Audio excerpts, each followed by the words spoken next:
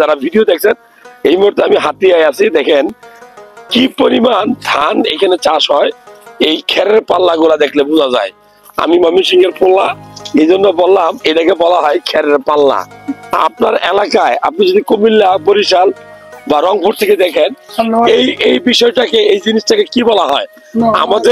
আমাদের ময়মনসিংহ বলা হয় খেরের পাল্লা। হাতিয়াতে কি বলা হয়? ধানের ফাড়া। ধানের হারা। ধানের হারা। হাতিয়াতে ধানের ফাড়াই বলে। ধানের হারা। নোয়াখালীতে কি বলে?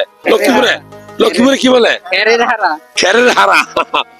যাই হোক, দেখেন এই দৃশ্যগুলো দেখেন। ওই যে কৃষক দেখেন ধান নিয়ে যাচ্ছে, মাশাআল্লাহ। কতদিন পরে দৃশ্য দেখছি। যারা এই ভিডিওটা দেখলেন, আমরা কৃষক ভাইদের জন্য দোয়া করি। বাংলাদেশের হৃৎপিণ্ড মানে সূর্য সন্তান। আমার বাবা একজন কৃষক, এখনো আছে। কৃষকরা এই চিকন ধান, মোটা ধান, যেই ধানই হোক, আবাদ না করলে আমরা খাইতাম কোথায় থেকে, নাকি? কৃষক ভাইদের জন্য সালাম এবং সেলুট।